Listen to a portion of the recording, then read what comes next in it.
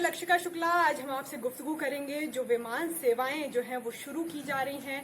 तो देखा जाए तो यहाँ पे केंद्रीय नागरिक उड्डयन मंत्रालय ने विमान सेवाओं को एक बार फिर से शुरू करने का फैसला लिया है। इसकी जानकारी हरदीप सिंह पुरी ने दी है कि हमारे जो देश में अभी तक विमान सेवाएं बंद थी वो अब शुरू हो जाएंगी।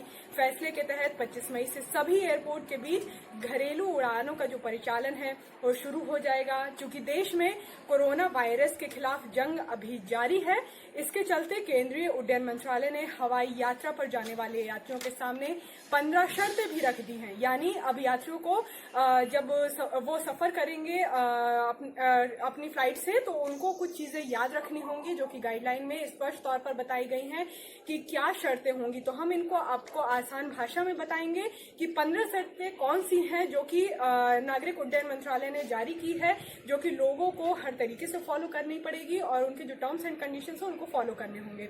उड्डयन मंत्रालय के वरिष्ठ अधिकारी ने बताया कि यात्रियों को पहली जो शर्त है वो टिकट बुक करने के साथ ही पूरी करनी होगी। यानी टिकट बुकिंग के दौरान एयरलाइन यात्रियों को एक फॉर्म उपलब्ध कराएगी जिसमें उन्हें अपने कोविड-19 हिस्ट्री की जानकारी देनी होगी। इसके अलावा यदि कोई यात्री बीते महीने के दौरान क्वारंटाइन में रहा है तो उसकी भी जानकारी देनी होगी। एयरलाइन को उन्हें मुहैया करानी होगी ये जानकारी, और स्पष्ट तौर पर बताया कि ये जानकारी हर किसी से फिलअप कराया जाएगा। मंत्रालय ने एयरलाइन को निर्देश दिए हैं कि बीते 1 महीने में यदि कोई यात्री क्वारंटाइन में रहा है तो उसकी सुरक्षा जांच आइसोलेटेड सिक्योरिटी चेक यूनिट में ही होगी। मंत्रालय ने स्वास्थ्य की सुरक्षा को ध्यान में रखते हुए सभी यात्रियों को फॉर्म के सही जानकारी देने की भी अपील की है। तो देखा जाए तो हर यात्री को ये जानकारी जो है वो एयरलाइंस को उपलब्ध करानी होगी। यात्रियों के सामने दूसरी शर्त ये है कि एयरपोर्ट के नई प्रोसीजर से जुड़े हुए मंत्रालय ने सभी मुसाफिरों से कहा है कि घर से निकलने के पहले वह एयरपोर्ट के नए प्रोसीजर के बारे में अच्छी तरह से जान ले। यानी पूरी जो गाइडलाइन है उसको स्पष्ट तौर पर जान ले कि उन्हें यात्रा करते वक्त क्या चीजें याद रखनी होंगी। इसके अलावा एयरपोर्ट पर social distancing, minimum touch, bag जो है उसको मेंटेन करते हुए आपको ठीक तरह से जाना होगा। यानी आपको ये सारी चीजें याद होनी चाहिए। यात्रियों को जो तीसरी शर्त है उस पर बेहद अहम ये है कि जो आरोग्य सेतु ऐप है उसको हर किसी को डाउनलोड करना होगा और मोबाइल फोन में न केवल आरोग्य सेतु एप्लीकेशन इंस्टॉल होना चाहिए बल्कि उसका स्टेटस जो है वो भी ग्रीन होना चाहिए। ऐसा नहीं होने पर आपको एयरपोर्ट टर्मिनल के भीतर एंट्री नहीं मिलेगी। अगर आपका ग्रीन सिग्नल नहीं है आरोग्य सेतु ऐप से तो आपको अंदर जाने की इजाजत नहीं है। यात्रियों को जो पूरी और 12 शर्तें हैं वो हम बताएंगे।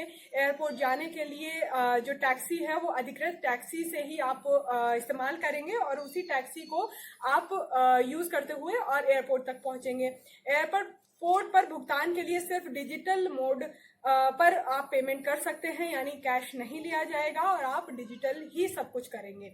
यात्रा के लिए सिर्फ वेब चेक इन की सुविधा उपलब्ध होगी।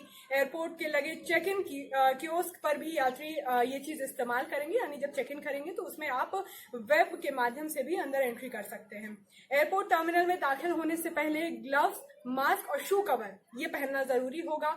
और कुछ एयरपोर्ट पर आवश्यकता के अनुसार यात्रियों को पीईपी किट भी पहननी पड़ेगी। तो इस तरीके से देखा जाए तो ये जो यात्रियों को है वो याद रखना होगा कि वो सफर करते वक्त ये चीज याद रखें।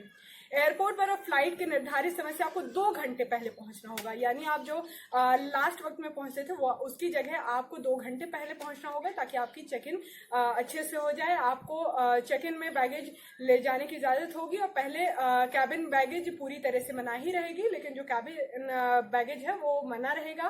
फिर एक यात्री को 20 किलो से ज्यादा भार का बैग ले जाने की इजाजत नहीं रहेगी। फिर चेक इन के दौरान आप को खुद अपना बैग उठाकर बैगेज बेल्ट में रखना होगा। यानी अब जो लगेज बॉय होते थे वो अब नहीं रहेंगे और आपको खुद ही अपना बैग रखना होगा। और पहले चरण में 80 वर्ष से कम उम्र वाले यात्रियों को हवाई यात्रा की इजाजत नहीं मिलेगी, क्योंकि जो बुजुर्ग हैं उनपे कोरोना का जो संक्रमण है वो अधिक जल्दी फैलता है और उनपे बहुत ज्यादा असर कर देता है।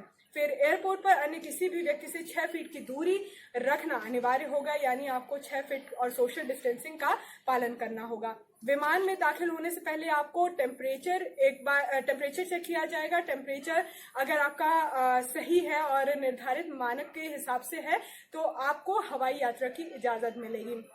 यानी आपका टेम्परेचर हाई होगा तो आपको इजाजत नहीं मिलेगी। विमान में अपनी सीट में बैठने के बाद आपको एक बार फिर सैनिटाइज किया जाएगा।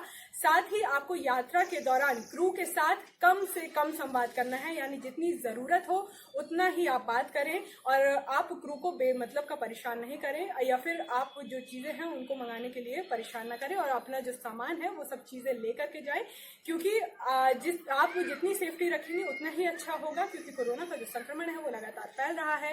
तो देखा जाए तो ये थी कुछ गाइडलाइन जो कि नागरिक उड्डयन मंत्रालय की तरफ से जारी की गई है, जो कि हर यात्री को सफर करते वक्त याद रखना होगा और सभी यात्रियों को ये गाइडलाइन जो है वो फॉलो करनी होंगी। कुछ टर्म्स एंड कंडीशन जो है उनके साथ आपको फॉलो करनी होगी। तो यात्रियों को जब देखा जाए तो 25 मई से आपको ये सुविधा दी जाएगी, यानी यात्री 25 मई से हवाई यात्रा का सफर कर सकेंगे। तो देखा जाए तो ये थी पूरी गाइडलाइन जो हमने आपको आसान भाषा में बताने की कोशिश की है कि आप ये जो गाइडलाइन है उनको फॉलो करें और अपनी यात्रा को मंगलमय करें।